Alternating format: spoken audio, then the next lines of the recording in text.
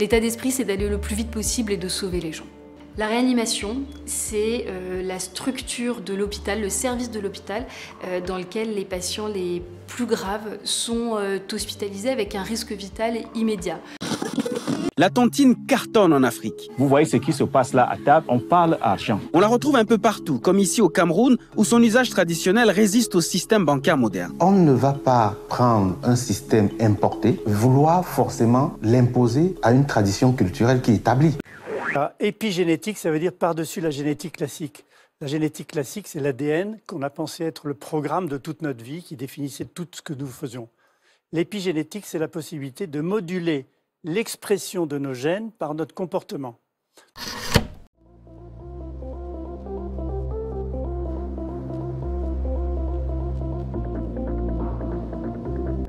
Bienvenue dans le podcast Scream Nomads, l'émission dédiée à la découverte des étudiants et anciens étudiants au parcours excellent partout dans le monde.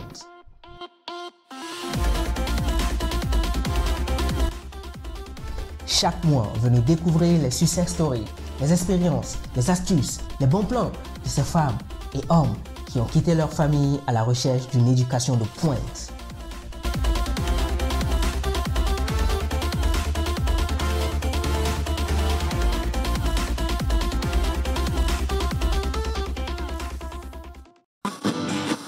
Bienvenue à tous dans le troisième épisode du podcast Scream Nomads. Aujourd'hui, on est avec Dr Thierry Tagné et nous allons découvrir le monde médical. Nous allons découvrir le parcours d'un ancien étudiant qui a quitté son pays pour un autre pays à la recherche d'une formation supérieure. Et sans plus tarder, je vais demander donc à Docteur de se présenter en 60 secondes. D'accord, merci à toi, Saïd, de me donner la parole sur ta page pour ce podcast. Disons que mes parents ont décidé de m'appeler Tagné Thierry Gaël et je suis né un 29 mai à Yaoundé, à la capitale du Cameroun. Quelque sorte, en gros, voilà. Ok, super. Alors, Yaoundé, du coup, quel a été ton parcours depuis Yaoundé jusqu'à Abidjan, où tu es aujourd'hui? Mon parcours, je crois que j'ai fait mes études primaires et le début du secondaire au Cameroun déjà, mais pas à Yaoundé exactement, parce que juste après ma naissance, les parents ont dû se déplacer dans une autre région. Et ensuite, j'ai fait plusieurs établissements secondaires dans différentes villes, je dirais quoi, dans différentes villes du pays, ce qui fait que j'ai beaucoup voyagé. Et au bout de là, après mon enseignement secondaire, après mon baccalauréat, j'avais tendance à vouloir faire plutôt des études, pas des études, j'avais tendance à vouloir faire plutôt de l'art plastique notamment, du dessin. Okay. Ce qui fait que ça n'a pas été trop évident avec les parents. Mais voilà, mon papa Surtout en me Afrique. dit, bon, il y a le concours. Pardon? Surtout en Afrique, oui, tout à fait. Surtout en Afrique. Et papa, il me dit, mais pourquoi tu n'essayes pas le concours de médecine? Comme ça, on verra, on ne sait jamais, ça peut marcher. Bon, si ça marche de toute façon, je vais t'acheter tout ton matériel de dessin par la suite, tu pourras continuer à faire tes trucs et autres. Je dis, bon, il n'y a pas de souci, on verra. Donc, c'est comme ça que j'essaie le concours de médecine et ça réussit. Ok. Mais le piège, c'était qu'une fois lancé dans les études de médecine, ça devient compliqué. Hein. Tu te fais absorber, tu n'as plus de temps pour faire grand-chose.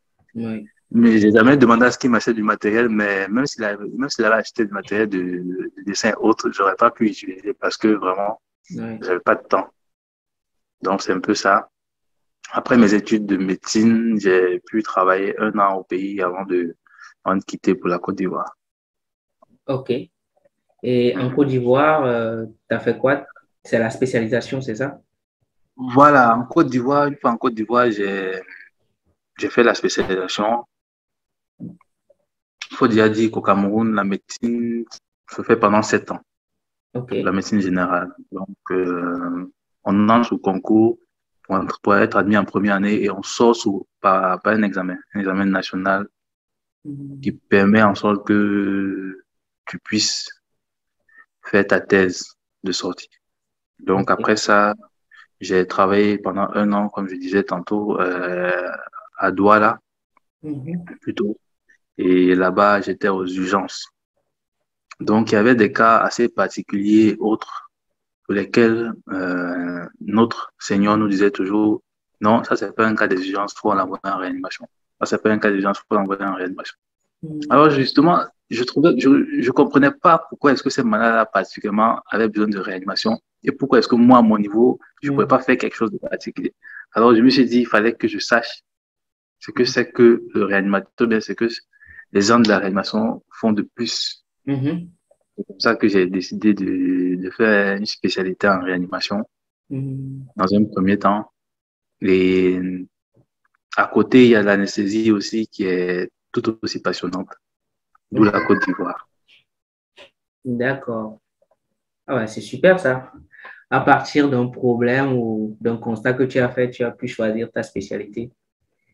Exactement. OK. Et ça n'a pas été difficile de faire ce choix de continuer les études parce que déjà 7 ans, ensuite 1 an d'expérience professionnelle, ça fait 8 ans. Donc, continuer encore les études, ça n'a pas été difficile de prendre cette décision? Je t'assure que c'est pas évident. C'est pas évident déjà pour les parents qui continuent à payer, qui mettent toujours la main dans la poche, bien qu'ils t'aident quelque part pour payer ta scolarité, alors que tu es censé déjà avoir un diplôme qui devrait te permettre de t'occuper de toi-même. Quelque part, c'est un peu gênant à un moment. Mais on se dit, plus tôt on se lance, mieux c'est. Parce que plus on prend du temps, moins on a l'envie de recevoir des ordres, de faire des gâtes, ce genre de choses. Donc, je me suis dit, après 1 an, quelques économies, avec ma petite expérience des urgences, je me suis dit, bon, voilà, je pourrais explorer un peu plus et avoir le soutien des parents. Plus c'est tôt, mieux c'est, quoi. Oui, effectivement. OK. Et pour faire une spécialisation en médecine, parce que moi, j'y connais rien, je pense que beaucoup qui écouteront aussi ne connaissent pas trop le monde médical. Pour faire une spécialisation, comment ça se passe? Est-ce qu'il faut contacter un prof pour lui proposer un thème ou comment ça marche? Pour faire une spécialisation, pour le cas du Cameroun et le cas d'Abidjan, parce que je connais, c'est sous examen. OK. Aussi. Donc, vous recevez des épreuves, on évalue vos connaissances de base en ce qui concerne la spécialisation en question, bien en médecine totalement. Et l'examinateur verra à la fin si vous êtes apte à pouvoir prendre cette formation-là. Donc, si pendant ta formation, tu avais plus une tendance à faire de la psychiatrie et autres, si tu te retrouves peut-être à vouloir faire de la chirurgie tout d'un coup, on va se rendre compte qu'en fait, sur les questions de chirurgie, t'es pas assez calé, quoi. Oui. Mais sur des questions peut-être de psychiatrie, voilà, tu es apte, tu connais les troubles de comportement, ce genre de choses. OK. Je vois. Je ne vais pas avancer en disant que en réanimation, c'est plus des questions de physiologie, de pharmacologie, parce qu'on est trop dans pas trop. On est beaucoup dans comment est-ce que la compréhension du phénomène et de là découle facilement la prise en charge. OK. Et plus précisément, la réanimation, c'est quoi et dans quel cas est-ce que c'est utile? C'était ça ton questionnement de base qui t'a amené vers cette spécialité? Ouais. Je crois que là, je vais devoir parler en français facile. Oui, parce que pharmacologie, physiologie, je pense pas que tout le monde comprenne. Là, je vais devoir parler en français facile. En fait, la réanimation, pour dire simplement, prend en charge des malades qui ont des défaillances multiviscérales, donc qui ont plusieurs systèmes atteints. On va dire ça comme ça simplement. Quand ce n'est qu'un seul système, le patient en question va dans le service qui est dédié. Par exemple, s'il a un problème de cœur, il va voir le cardiologue. S'il a un problème de poumon, il va voir le pneumologue. S'il a un problème neurologique, il va voir le neurologue. Ouais. Mais s'il y a deux problèmes déjà qui sont associés, ce n'est ni pour le neurologue, ni pour le... Si, disons, un problème de cœur, il y a un problème un problème neurologique, quoi. Ni pour le cardiologue, ni pour le neurologue. Oui. Mais ça sera pour le réanimateur. Ah, parce que les deux associés mettent en danger le pronostic vital. Ok. Un exemple simple. Un monsieur qui fait un accident sur la voie publique, qui se fait renverser et il perd du sang. Oui. Et on le retrouve, il est dans le coma et on n'arrive pas à prendre sa tension, bien sa pression artérielle, par exemple, parce qu'il a perdu beaucoup de sang. Mais il est vivant parce que on a l'impression qu'il respire et quand on l'appelle, il m'amote des mots sans qu'on comprenne grand-chose. Là, tu ne vas pas lui donner ce malade au neurologue parce que le neurologue, il ne pourra pas gérer la tension. Oui. Tu ne vas pas donner ce malade au cardiologue parce que le cardiologue, il ne pourra pas gérer son problème de coma. Donc, tu donnes ce malade au réanimateur parce que lui, il pourra gérer et sa tension et son problème de coma. Ok. Quitte à ce que par la suite, quand son pronostic vital ne sera plus engagé, quand tout sera nettement plus stable, le réanimateur remette à qui de droit, soit au neurologue, soit au cardiologue en premier. Ah, d'accord, ok. Donc, on est là pour des patients qui ont très souvent un pronostic vital qui est engagé. Quand on entend réanimateur, moi, ça me fait penser à quand on fait une chirurgie et que... Oui, ça, c'est le cas de l'anesthésie. Ok. Les deux spécialités ne sont pas vraiment séparées. Parce que quand on fait de l'anesthésie, c'est une science particulière. C'est vraiment nouveau. On ne fait pas de stage en anesthésie pendant les formations. Moi, en tout cas, dans notre cursus, non. Mais on fait des stages. Il y a un passage bref en réanimation, histoire de voir comment ça se passe et autres. Mais en anesthésie, non. Parce que tout ce qui est pharmacologie, tout ce qui est appareil, c'est très technologique.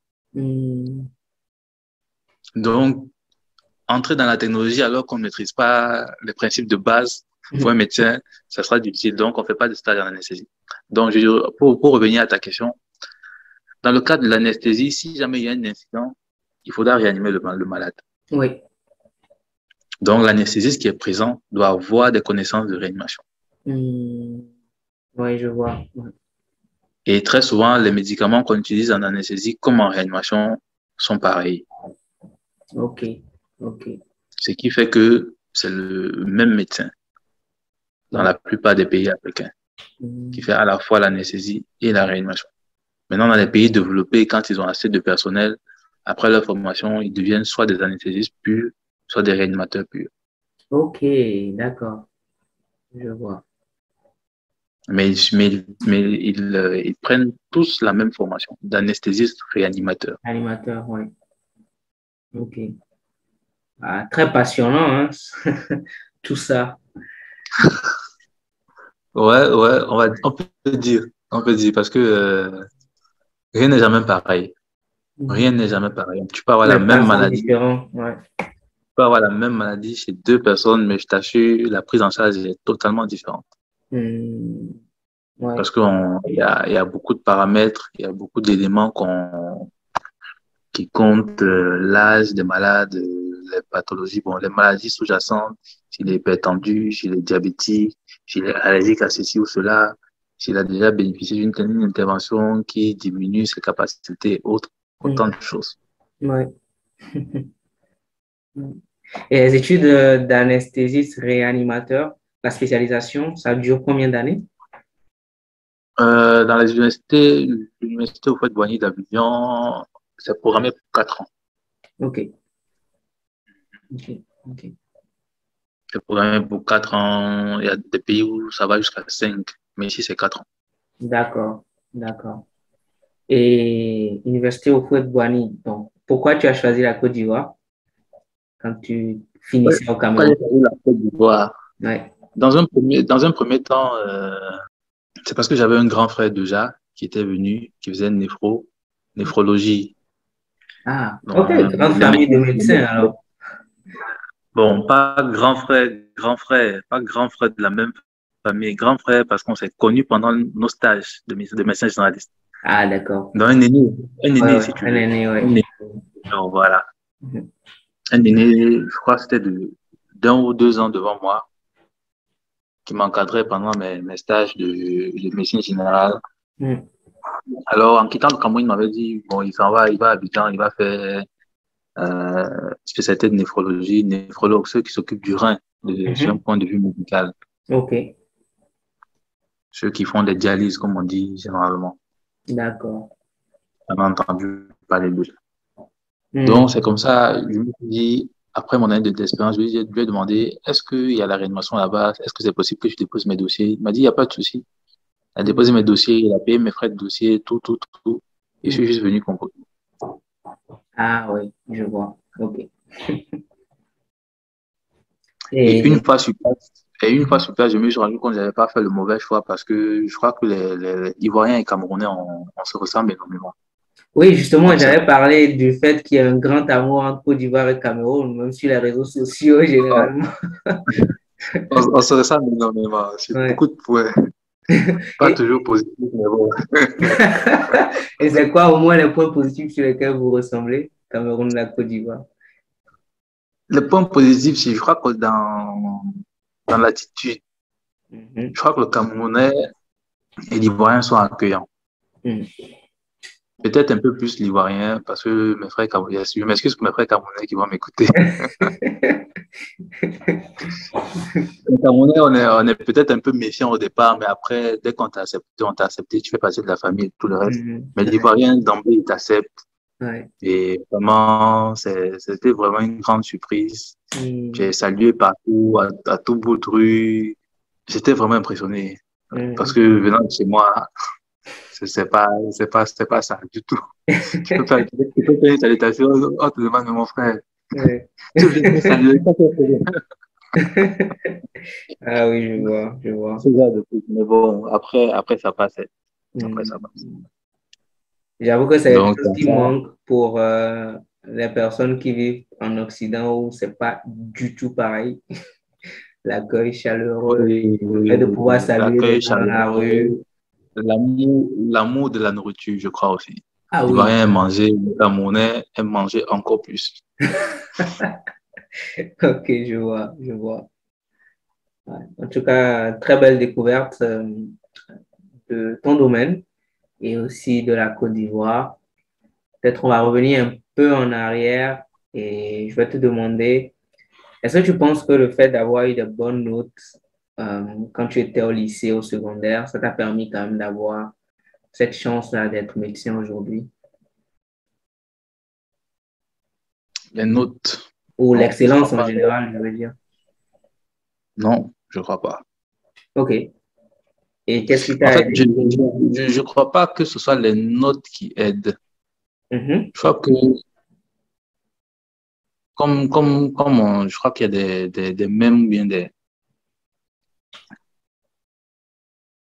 bien comment on dit ça? Bref, ces trucs sur Internet qu'on voit souvent. Des blagues, tout ça. Voilà. Bien des citations. Oui. On dit, tu ne peux pas juger un singe à sa capacité de nager, mais tu ne vas pas juger un poisson à sa capacité à se tenir sur une arbre, sur une branche d'arbre. C'est vrai. Donc, des notes, j'étais apte. Personnellement, je n'étais pas. À part la mathématique et quoi d'autre, et la biologie, les autres sciences, c'était pas pour moi. Physique, chimie. Ouais. Philosophie. Non. Mathématiques, j'avais un cerveau particulièrement ouvert pour la mathématique.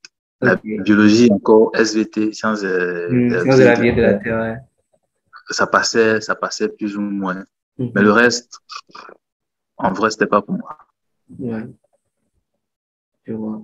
Ça, c'est côté sciences. Maintenant, littérature, géographie, histoire, bon, fallait valider, comme on dit. Oui. Tu récites un peu et tu reportes.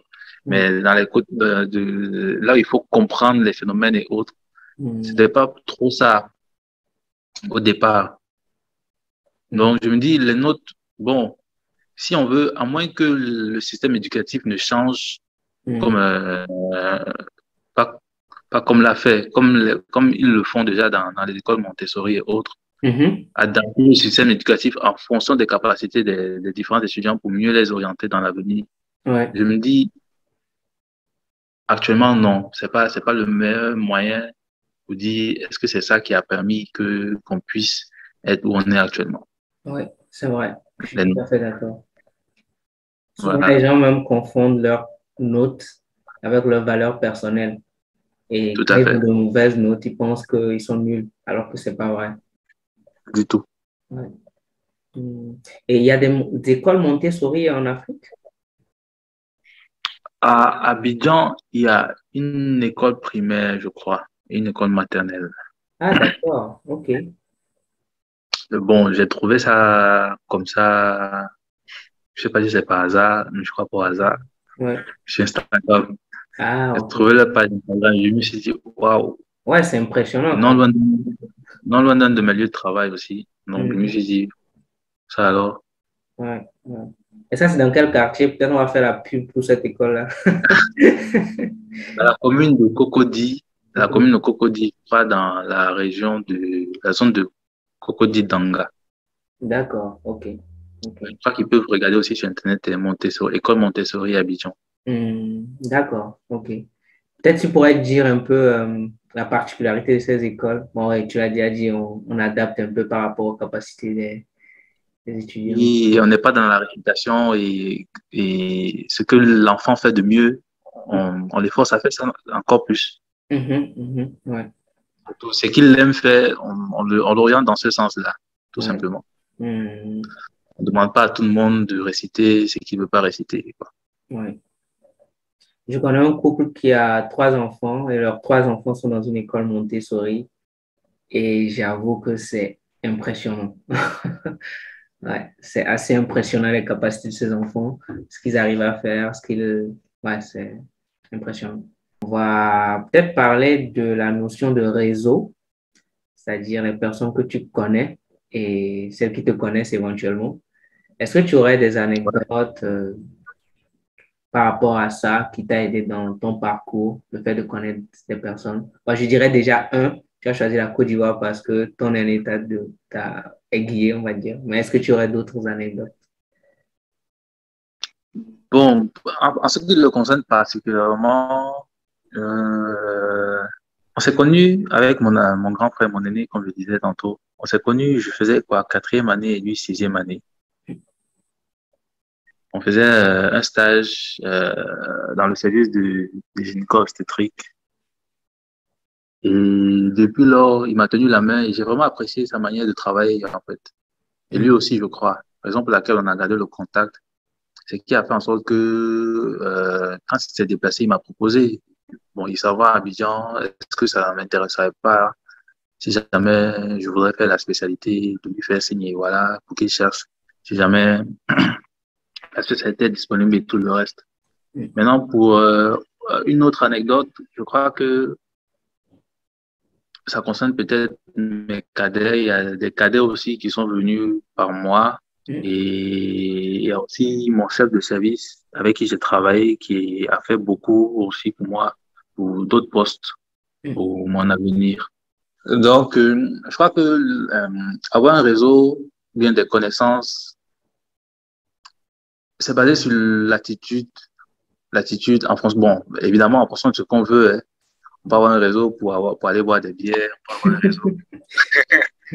Un réseau de bières, un réseau de projets.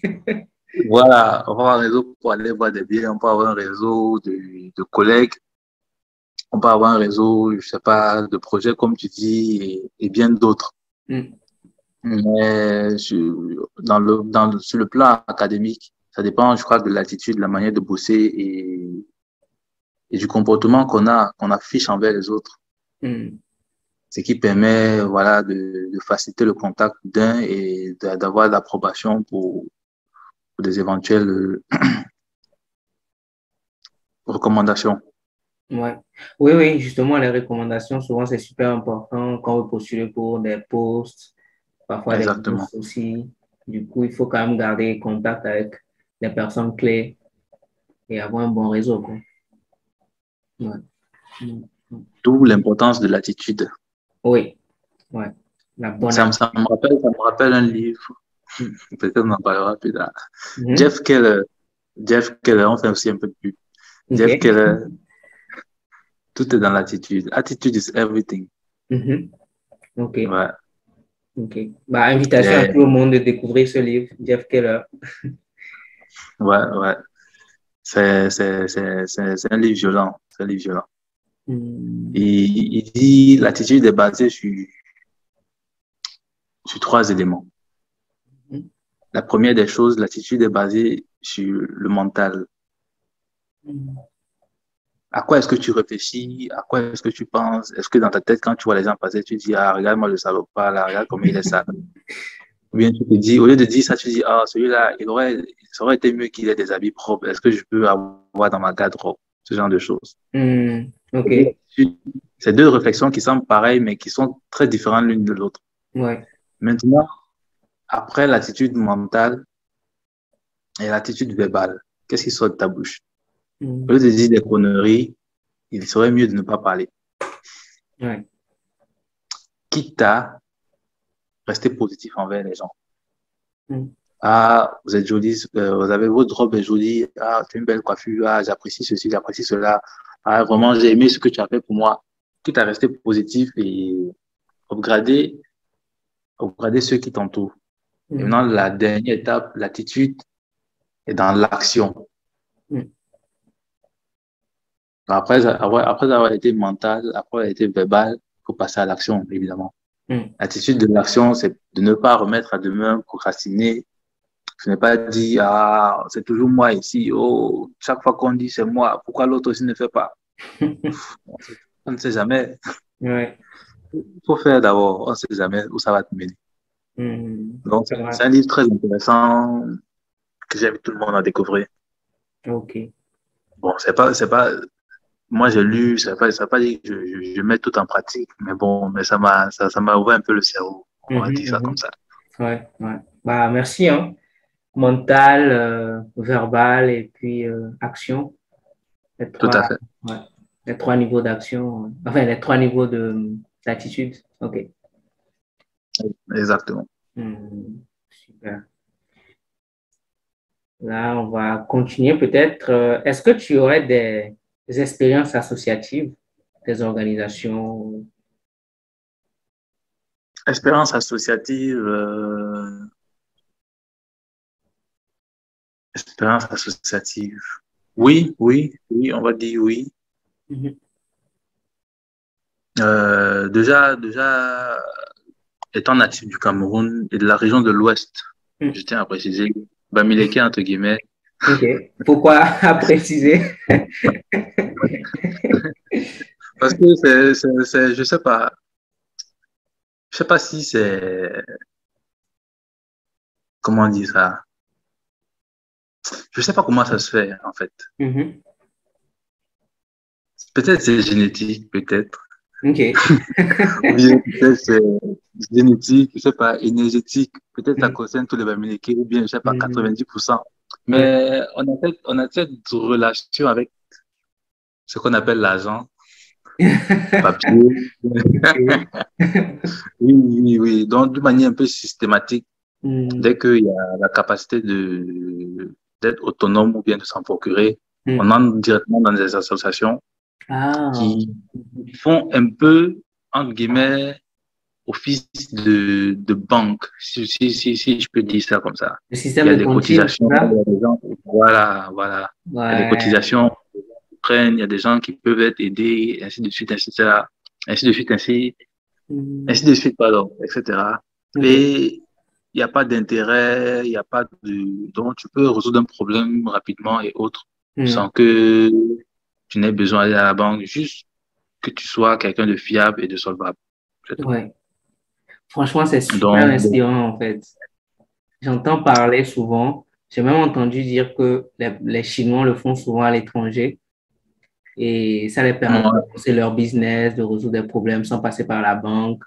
Et c'est un système super, super intéressant. Donc, les Bamileke du monde entier font ça, quoi. Je crois même, j'avais entendu au Cameroun, non, plutôt au Canada, il y a une association comme ça. Je ne sais pas si c'est des Bamileke, mais je sais que c'est des Camerounais qui ont réussi, grâce à la tontine, à chacun avoir une maison, quoi. Une maison qu'ils louent, un actif, hein, pas un passif.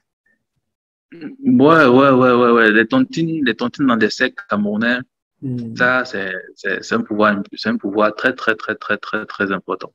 OK. Très, très, très important. Et généralement, il peut arriver qu'il fasse partie d'une, deux, trois, quatre, Ah, 5 plusieurs tontines. même en plus. OK. Voilà. Donc, c'est pas une seule. Oui. Ça, c'est sur l'aspect financier. Et évidemment aussi, des cercles associatifs, oui, sur le plan académique. Sur le plan académique, il y a des cercles associatifs et sur lesquels on aide les plus jeunes et les aînés montrent aussi les voies à suivre. OK. Super inspirant. Super inspirant. Je me dis, en post-doctoral, c'est plus ou moins obligatoire. Tu ne peux pas évoluer seul, quoi. Oui, c'est vrai. Voilà. Ouais. Tu ne peux plus évoluer seul. Tu as besoin forcément qu'il y ait quelqu'un devant toi qui te dit, bon, pour ton avenir, voilà, tu pourrais faire ceci, tu pourrais faire cela. Et que pendant ce temps, pour les jeunes, tu leur montres aussi comment faire. Oui. Ah oui. En tout cas, je sais que c'est quelque chose de super intéressant que j'essaie d'apprendre. Et merci de me faire un petit reminder que, il y a ça qui existe. N'oublie pas. OK, ça marche. Je t'en prie. Et à part le livre sur l'attitude, est-ce que tu aurais d'autres recommandations de livres? Parce que je sais que tu aimes lire. Tu m'as même d'ailleurs aidé à acheter un bouquin entre-temps. Ouais. Bah, ça dépend. Ça dépend du rayon de l'exploration. Ça dépend de ce que le lecteur veut dire. Pour toi, c'est quoi les domaines où tu lis le plus, ou en tout cas un livre que tu penses qui pourrait aider beaucoup de personnes? Je lis beaucoup de choses qui ne concernent pas la médecine, en fait. Bon, j'essaie d'explorer, être ouvert à d'autres choses, quoi. Bref, je pourrais conseiller Bruce Lipton. Biologie de la croyance. Ah oui, tu m'en avais parlé il y a quelques années, c'est vrai. Ouais, je me rappelle. Biologie de la croyance. Je crois que, bon, c'est un livre assez soft. Oui, c'est un livre assez soft, il n'est pas violent. Bon. Okay. Biologie de la croyance dans le sens où il dit, pour le peu que je me rappelle, hein, il dit, peu importe le système de croyance, du moment où on y croit à fond, ça devient une réalité. Et ça fonctionnera comme la foi du chrétien, du juif, du musulman. Et s'il prie dans ce sens-là, ça va se réaliser. Ah oui. Peu importe le système de croyance. Tant que la personne y croit. Tant que la personne y croit, ça marchera. Ça va se réaliser. Voilà. Okay. Et il met en place, et il explique aussi, je crois que c'est l'un des plus hauts gradés dans ce domaine, l'épigénétique. Il dit, notre ADN n'est pas quelque chose de figé qui définit tout ce qu'on aura à faire dans notre vie, ou bien comment est-ce que notre biologie va se passer. Non. La biologie se fait changer par l'environnement, la biologie se fait changer par les événements, la biologie se fait changer par tellement de choses. D'où la biologie de la croyance. Le fait de croire en quelque chose change notre biologie. Ouais. En fait, l'ADN est influencé par les éléments extérieurs, les événements qui surviennent tout au cours de notre vie, qui définissent au fur et à mesure de notre apprentissage, qui redéfinissent notre biologie, en fait. Raison pour laquelle deux jumeaux peuvent se ressembler exactement, avoir probablement le même ADN, bien un ADN très proche l'un de l'autre, être des donneurs compatibles l'un pour l'autre, mais ils vont pas traverser les mêmes événements et à un certain moment, dans l'attitude, ils seront différents l'un de l'autre. Ouais. C'est parce que justement, ils traversent des expériences différentes l'un de l'autre et ça fait en sorte que à un certain moment, on pourra clairement différencier celui-ci de celui-là parce que à un moment, bon, l'un sera peut-être introverti, l'autre sera extroverti.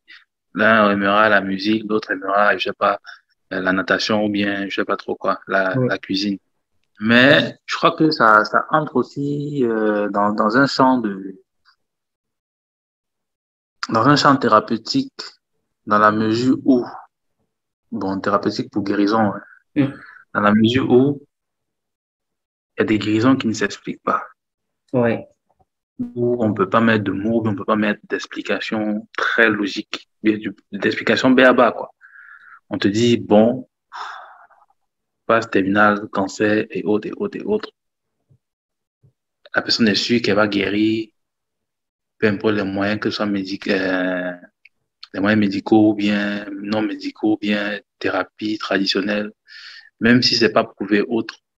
Et je sais pas, des mois, des années plus tard, rémission totale, bonne forme, bon état général, la personne a probablement pris du poids. Dans le domaine médical, en vrai, il y en a qui sont braqués, mais après avoir lu ce livre, il a lu beaucoup d'autres trucs, il a fait d'expérience de beaucoup de choses. Je t'assure que j'ai pas de doute, hein, je sais que c'est possible. Ouais. Mais il y en a qui disent, qu'est-ce que tu as fait? Où est-ce que tu es allé? Mais bon, il y a beaucoup d'autres moyens non médicaux qui peuvent faire des choses vraiment intéressantes. Ouais. Ça me rappelle aussi un livre. Je crois que lui, c'est par contre un livre un peu lourd. Il est petit à la base, il est tout petit. Napoléon Hill, réfléchissez à devenir riche. Il est tout petit à la base. La première fois que je l'ai lu, il était inspirant. La deuxième fois que je l'ai lu, j'ai commencé à avoir peur. Parce que tu avais d'autres connaissances. Je me suis dit, mais ce monsieur, il écrit en quelle année? Comment il savait ça? Comment il savait? En fait, justement, il parle des éléments comme de l'attitude, comme je sais pas, visualiser, mettre des choses dans sa tête, se fixer des objectifs, ne réfléchir que dans le bon sens de son objectif. Donc, quelques années plus tard, entre guillemets, ça va dans le même sens que de M. Bruce Lipton, dans le sens où il dit, si tu influences ton ADN ou bien ton information génétique avec des objectifs ou bien des messages précis, la biologie de ton organisme va faire en sorte que les événements ou bien les choses se déroulent telles que tu as voulu qu'elles se déroulent. Parce que tu passes le temps à influencer ton organisme dans ce sens-là. Effectivement. Donc, Napoléon, il en parlait il y a déjà des années. Ouais, pas un siècle. Tu te demandes, il sort d'où? Bon, je sais pas, il est entré en contact avec les extraterrestres qui ont dit tout ça. Ouais, vraiment. Donc, c'est un livre aussi que je conseille. Réfléchissez. Attends. Ouais, réfléchissez et devenez riche. Napoléon Hill. Ok. Ouais. Je crois que c'est. Par rapport à il est petit, mais je t'assure, il faut le dire, après l'avoir lu 3 fois, il m'a choqué. Il t'a trop choqué. Voilà, on peut dire ça comme ça. Ouais, ok. Alors, ce que tu dis là, ça me rappelle un peu les scénarios des animés, où il y a souvent l'héros qui est têtu, qui est borné et qui ne pense qu'à une chose. Si je prends le cas de Naruto, il disait tout le temps, je vais être Hokage, je vais être Hokage, je vais être Hokage. On prend un Black Clover, il disait, je vais être empereur, je vais être empereur, je vais être empereur. Et on voit dans ces mangas, Ouais, Empereur Mage, exactement. Ouais. On voit de ces mangas que beaucoup trouvent enfantins, voire une perte de temps, qu'il y a des sagesses millénaires, que je dirais, parce que c'est des trucs qu'on Des compte sagesse comme des... Ouais, d'un très grand niveau, en fait. exactement, des sagesses d'un très grand niveau qui passent comme ça, comme du divertissement, mais certaines personnes passent à côté. Et c'est ça, en fait, c'est la biologie de la croyance qui est appliquée dans ces mangas où l'héros croit à un truc et qui arrive, en fait. Dans la vraie vie, ça marche aussi. Et ça, ce n'est qu'un exemple de tout ce qu'on peut apprendre dans les mangas. Du coup, ça transitionne sur la question que je vais te poser. Je crois que tu aimes les mangas, comme moi. Ouais. Et j'aimerais que tu nous dises un peu pourquoi et qu'est-ce que ça t'apporte. Je suis à fond. Peut-être pas comme avant, mais j'ai des abonnements ou bien des séries que je ne rate pas, ou bien des dessins animés qui, que j'accroche toujours. Mm. Pourquoi? Je crois que c'est une bonne forme d'exploration. Mhm. C'est une très bonne forme d'ouverture d'esprit. Ça te permet de comprendre un certain nombre de choses et ça ne nécessite pas que on dise qu'il y a du trucage, bien qu'il y ait du montage. Tu sais que c'est manga, quoi. C'est Oui, dessin animé. voilà. De base, voilà. Oui, ça peut aller dans tous les sens. Il n'y a pas de limite. Mhm. Quitte à ce que le réalisateur, bien que le dessinateur à la base, le créateur, Mhm. dessine son truc comme il veut et Mhm. qu'il te fasse comprendre que c'est comme ça que ça se passe. Oui. Or, si c'était des personnages normaux, tu sais que bon, un personnage normal comme toi Mhm. qui fait ça, non, ça, c'est pas trop réel, à moins que ça passe par quelqu'un de ta dimension, de ta galaxie, comme le MCU est en train de nous introduire dans les dimensions et galaxies. Mhm. Marvel Comics univers Mhm. ou MCU. Donc, je me dis, avec le dessin animé, il y a la possibilité d'exploration est tellement large. Et dès le bas âge, on se fait capter. Moi, je crois que c'était à la base avec Picsou, OK. les albums Picsou de papa, oui. Mhm. Oncle Picsou et qui est le super riche, qui veut rien donner à personne, Oui. qui connaît exactement, qui est tellement riche qu'il ne connaît pas exactement ce qu'il a comme argent. Exactement, ouais. Mais si une seule pièce disparaît, c'est qu'une pièce a disparu. Donc, ces bouquins-là, ensuite, il y a eu des animés, je crois que c'était Conan l'Aventurier, puis il y a eu Ouais.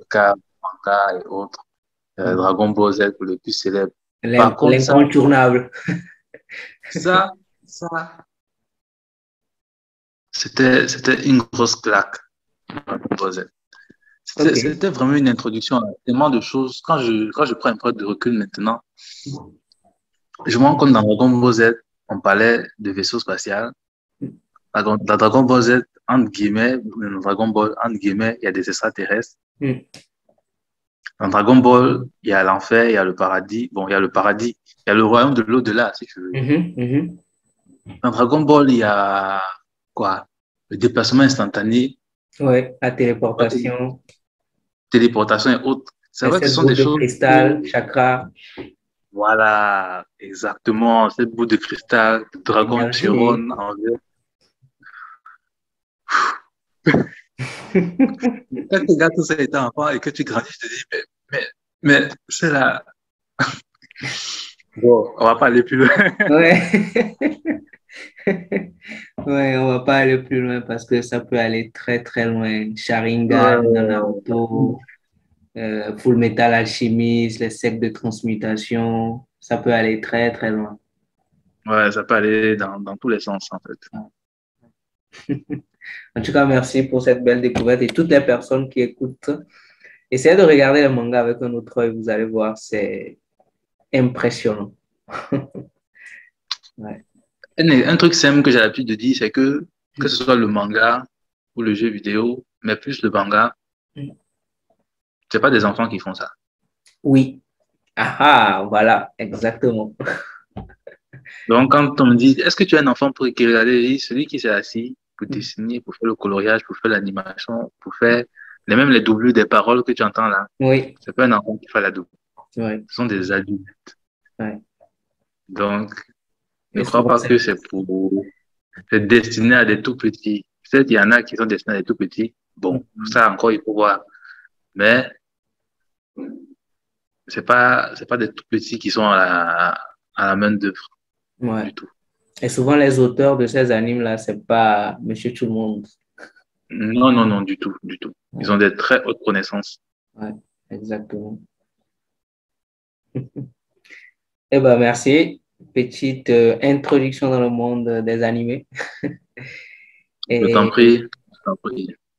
L'avant-dernière question, ce serait comment tu as réussi ou tu réussis à concilier ta vie professionnelle et la vie personnelle, surtout avec des études aussi avancées que la médecine?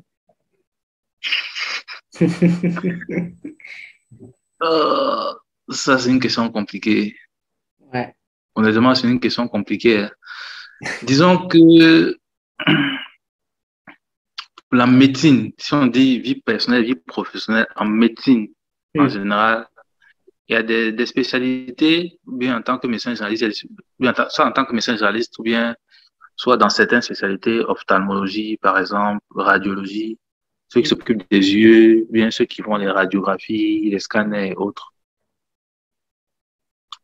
Je me dis, eux, ils ont parfois oui, ils ont une vie sociale ou bien familiale ou bien privée qui est acceptable.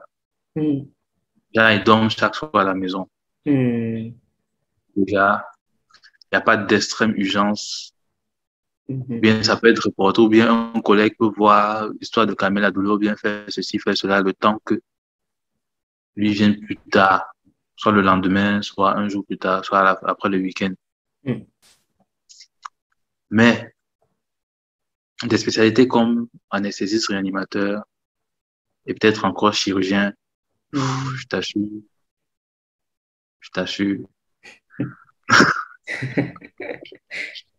Il n'y a pas de vie personnelle. Je t'assure. C'est compliqué. C'est compliqué. Bon, j'ai eu peur, peut-être pendant notre enregistrement, que mon téléphone sonne et qu'on me dise que tu es où. Je comprends. Ouais. Parce que ça arrive fréquemment. Tu es où? Qu'est-ce que tu fais? On a besoin de toi. Qu'est-ce que tu fais? On a besoin de toi. Même si tu es occupé, on dit, est-ce que tu peux te libérer rapidement? On a besoin de toi. On a besoin de toi. Wow. Donc, ce qui fait que parfois, quand tu es très fatigué vraiment et que tu as un programme social qui te tient à cœur, tu es obligé de fermer ton téléphone, d'être non joignable. Ou bien, il n'y a qu'un cercle proche qui saura que pour t'avoir, il faudra passer par telle personne. Parce que c'est c'est le seul moyen. Ouais. Si on n'arrive pas à t'avoir, on va passer par telle personne. Elle, au moins, elle saura que cette personne-là saura que soit il est ici, soit il est là-bas. Et il pourra rappeler, donner des informations. Sinon, il n'y aura pas de moyen de te joindre. Parce que tu as fermé ton téléphone, tu veux vivre ta vie. Profiter un peu. Comme, c'est quoi là, le slogan du jeu vidéo de Call of Duty, appel du travail, toujours en train d'être appelé. En fait. Wow. Ça, c'est pas une en tant que réanimateur, vraiment, c'est compliqué. Et c'est l'une des spécialités les moins pratiquées dans le monde entier. On en a besoin sur tout le globe. Wow. On en a besoin sur tout le globe. Et c'est aussi l'une des spécialités où les jeunes étudiants ou bien les nouvellement diplômés en médecine n'aimeraient pas pratiquer. Parce que c'est énormément épuisant. Ouais. Le rythme est hyper infernal les 2 premières années de spécialité. À la partir de la 3e année, on passe en mode coordination, gestion, tout en gardant les aptitudes. Parce que si ça dépasse les plus jeunes, il faudra bien sûr que tu mettes la main. En 4e année, bon, pour ce qui est bien, tu es dans le cadre de ton mémoire, tout en continuant à faire tes gardes et en restant chef d'équipe pendant les gardes. tu coordonnes, tu supervises, tu délègues. Maintenant, si les autres n'arrivent pas, tu seras obligé de mettre la main à la pâte. Donc, c'est un peu ça. Ouais. Sinon, les 2 premières années, au départ, bon, oui, au départ, il y avait moins de filles. Actuellement, elles sont un peu plus nombreuses pour les jeunes générations. Au départ, il y avait vraiment moins de filles parce que... Oui, c'est pas évident, ça. Ne pas avoir Ouais, de social. c'est énormément physique. Ouais. Courir dans les CHU, monter, descendre, donner les avis. Un malade qui va pas bien, être au four moulin, jouer à la fois le rôle du brancardier, le rôle de l'infirmier, le rôle du médecin. Waouh. Voilà un peu à quoi ça ressemble. En tout cas, félicitations, beaucoup de courage parce que c'est pas tout le monde qui peut le faire. Et comment tu fais pour avoir l'énergie du coup pour pouvoir faire ça? Est-ce que tu dirais que de base, tu es quelqu'un de très énergique? Non, Ou et tout. Je crois que si les membres de ma famille m'écoutent, ils seront un peu surpris. Ils sauront que je viens de loin. Ok. Parce que plus jeune, j'étais quelqu'un d'introverti. Je suis toujours, ça n'a pas changé. Introverti, toujours dans mon coin, dans la maison. Si je suis pas dans la chambre, je suis au salon. Peut-être à regarder rapidement un truc à la télé. Ensuite, on rentrer dans la chambre. Je sortais pas trop. Mais ensuite, après, j'ai commencé à faire du sport. Voilà. Je commençais à faire du sport, un peu de cardio. Ensuite, weightlifting. Weightlifting en français. Fitness, je crois. Fitness, ok. Fitness. Donc, ce qui fait que je me suis inscrit dans une salle de sport et j'y vais 3 fois par semaine. Ok. Je fais l'effort d'y aller 3 fois par semaine. Okay. Honnêtement, je dis ça comment? C'est du stress. On appelle ça du stress positif. De le stress. Je crois avoir lu ça quelque part, je ne me rappelle plus où. Dans le sens où l'activité semble être difficile pendant que tu la pratiques, semble être contraignante pour ton corps pendant que tu la pratiques, mais après un certain nombre de temps, tu te rends compte que quand tu n'y vas pas, tu sens le poids de ta semaine, de toutes les activités que tu as eu à mener. Tu es encore plus fatigué qu'avant. Tu as même pas, il y a des matins, si je suis trop fatigué pour aller à la salle, et que c'était dans mon programme normalement, quand je m'endors et le matin je me réveille, j'ai du mal à quitter lui. Alors que j'ai des tâches à faire et tout était normalement programmé, c'est quelque chose que j'ai l'habitude de faire normalement. Mais ce matin-là, j'ai du mal. Je suis encore plus fatigué le matin que d'habitude. Ouais.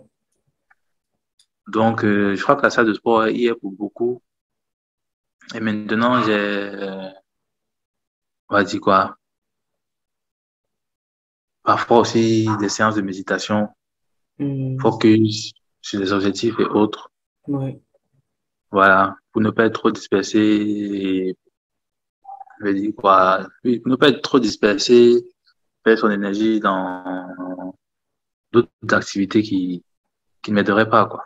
Ouais. Je suis pas un gros fêtard, je bois pas particulièrement de l'alcool, ça m'arrive souvent. Mais tout au plus 2 ou 3 fois par mois. Ouais. Okay. Voilà. Et le reste du temps, c'est salle de sport, boulot. Ouais. Dis-moi, est-ce que l'alcool, ça a une vertu particulière? Dans quel sens?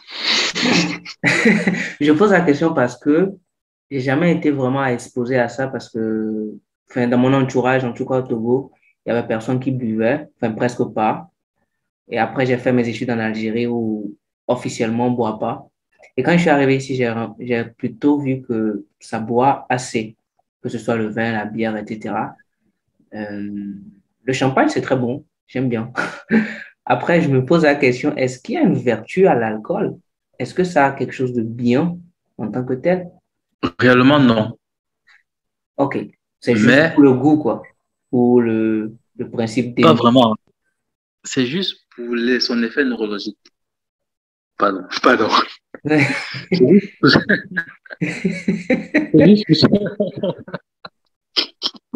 Bon, c'est juste pour l'effet que ça donne Mm. quand on le consomme, en fait. Ok. En fonction du degré et de la quantité, le premier stade, c'est la gaieté. Mm. On est heureux, on est souriant. Pourquoi? Point d'interrogation. Ouais, parce que souvent, beaucoup de personnes disent que ça a un effet désinhibiteur et c'est pour ça qu'ils aiment ça. Genre, quand ils vont en soirée, quand ils sont bourrés, ils dansent bien, ils sont à l'aise. Il y a Tout même à des fait, gens qui sont méconnaissables quand ils boivent. ça détend, ça c'est vrai, ça détend. Mais Ok. ça c'est un premier niveau. T'as pas bu grand-chose, t'as bu, je sais pas, si c'est de la bière, deux bouteilles, ou bien une bouteille pour ceux qui supportent pas trop. Mm. Si c'est du vin, un verre, Mm. en fonction du degré aussi, et ton attitude à supporter. Maintenant, le deuxième stade, c'est que tu n'es plus détendu. Mm. Tout commence à tourner autour de toi. Ouais. T'as pas de vertige, hein, mais c'est l'effet de l'alcool, en fait. Tout Mm. tourne, rien n'est plus très clair. Une musique qui pouvait te sembler pas très agréable devient tout d'un coup agréable. Je sais pas, ce genre de choses. Mhm. Une nourriture que tu pouvais pas manger bien, qui ne t'intéressait pas, tout d'un coup, si ça passe à côté de toi, ça Mm. devient la meilleure nourriture du monde. Mais en fait, ça change ta perception. Et Ouais. maintenant, plus tard, le troisième stade, c'est que tu n'as plus de contact avec ton environnement. Ah, On appelle le coma éthylique. ok. C'est le blackout, comme on dit souvent. Entre minuit et 7 heures, il s'est passé ce qui s'est passé. Pourtant, il était debout et Oui. C'est dans il a... cette phase-là, c'est dans cette phase-là qu'il y a des gens qui disent, je suis assis, je vois les maisons passer, j'attends que la mienne passe pour que je rentre.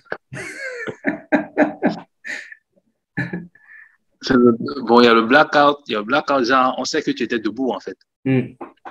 Bien, tu sais que tu étais debout, mais tu te rappelles pas.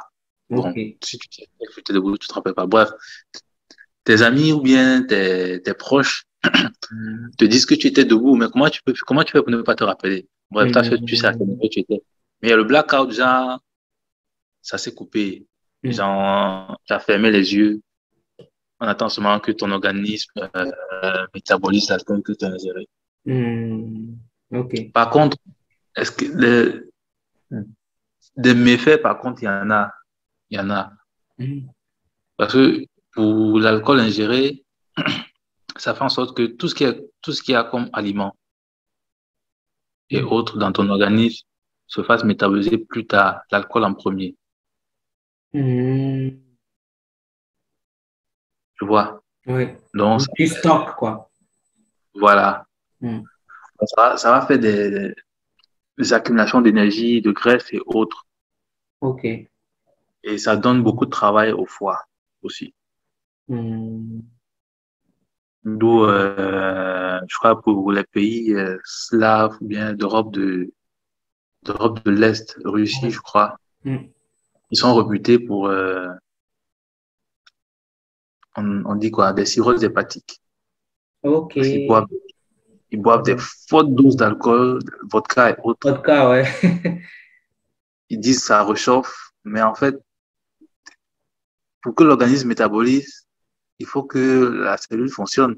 Mm. Une cellule qui fonctionne trop de manière exagérée, à un moment, elle va dans tous les sens. Ouais, ouais, ouais. Justement, en parlant de réchauffer, énergie et tout ça, est-ce que le café aussi, ça aurait une vertu? Parce qu'il y a beaucoup de personnes qui prennent ça pour avoir de l'énergie, pour supporter le stress au boulot, etc. Le café, la caféine, c'est présent dans des boissons énergétiques parce que ça a une action. J'ai envie de parler en français facile, mais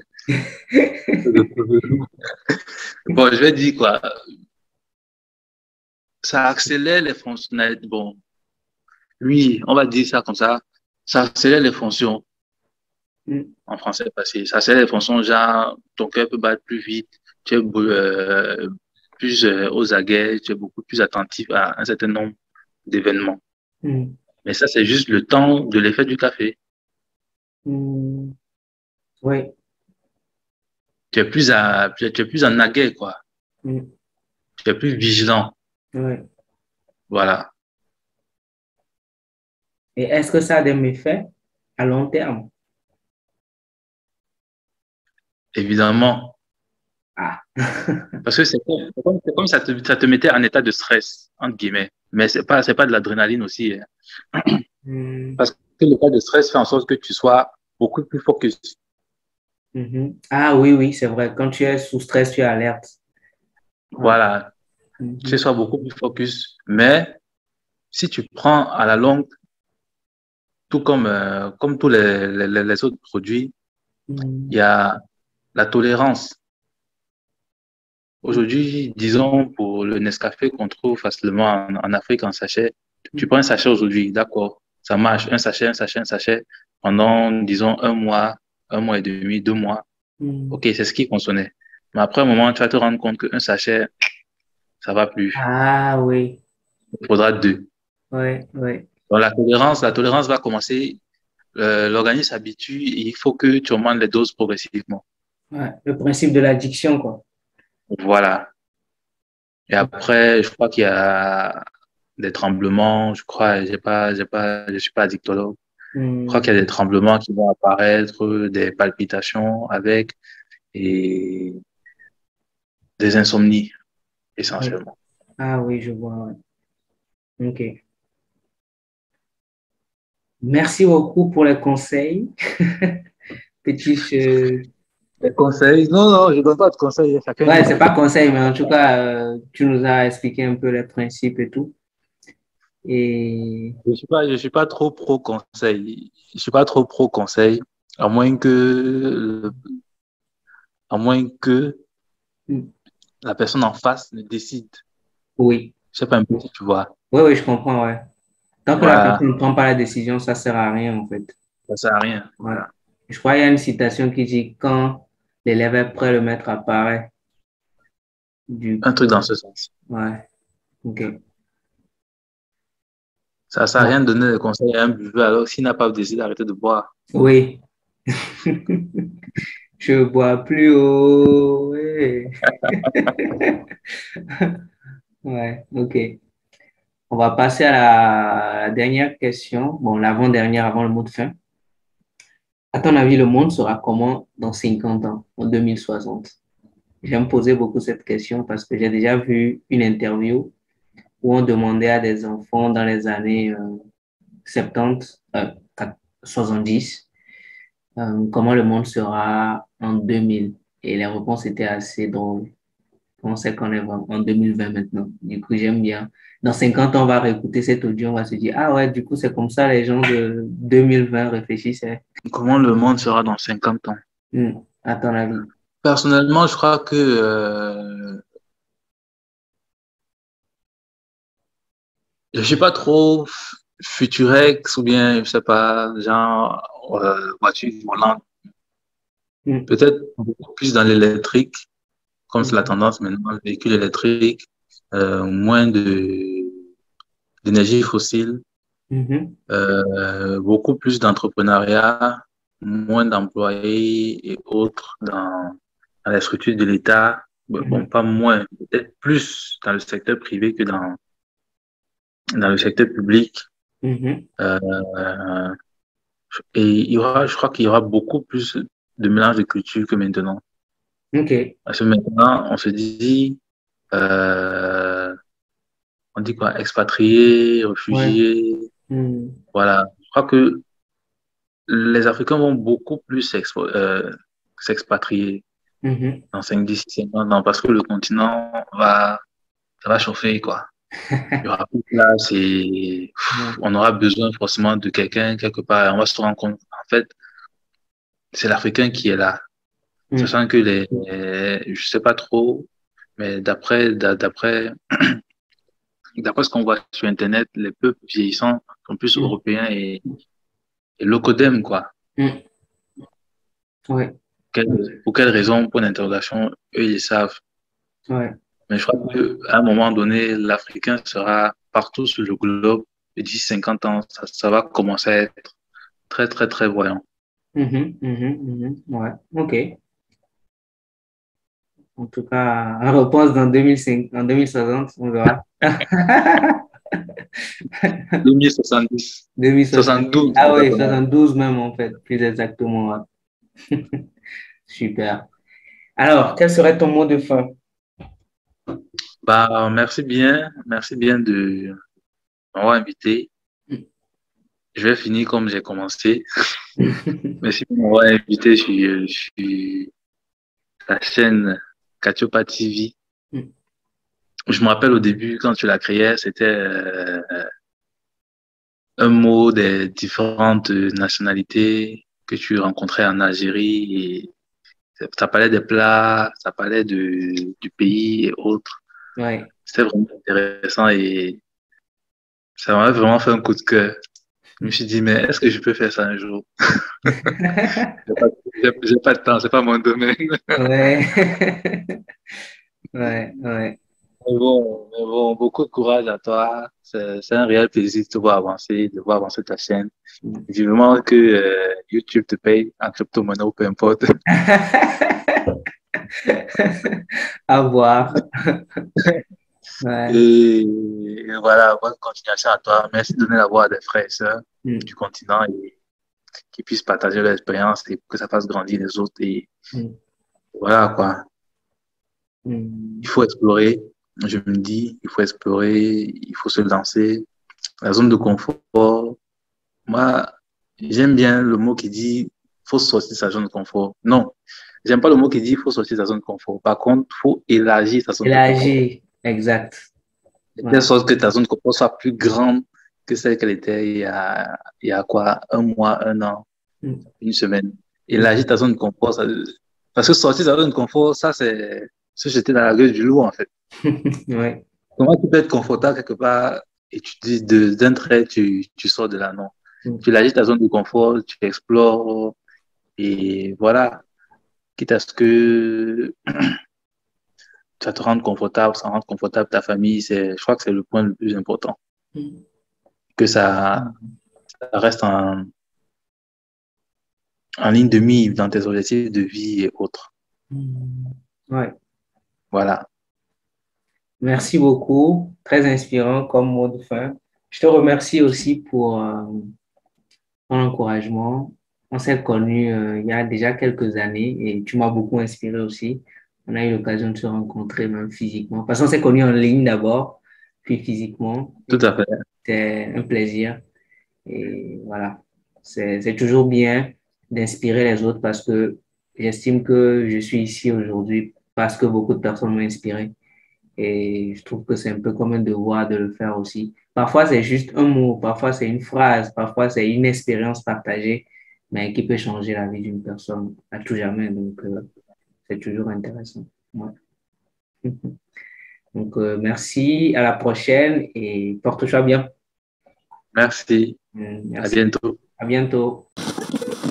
Ah, en fait, c'est quoi ton nom de famille? Tagné. Ok. Tagné.